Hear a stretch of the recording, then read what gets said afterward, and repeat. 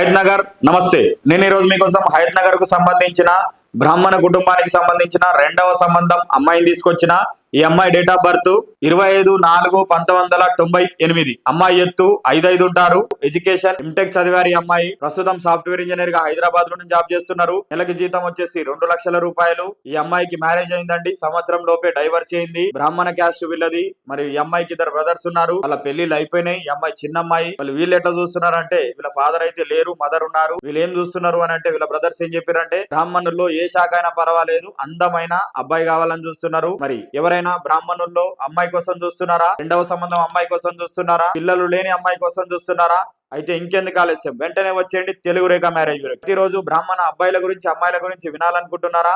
అయితే ఛానల్ ని ఖచ్చితంగా సబ్స్క్రైబ్ చేసుకోండి. మేము చేస్తున్న ఈ మంచి పనికి బ్రాహ్మణ కులస్తులు సపోర్ట్ చేస్తారని నేను కోరుకుంటున్నా. మరి మీకు ఈ వీడియో నచ్చినట్లయితే లైక్ చేయండి, షేర్ చేయండి, సబ్స్క్రైబ్ చేయండి. దయచేసి గంట కొట్టండి.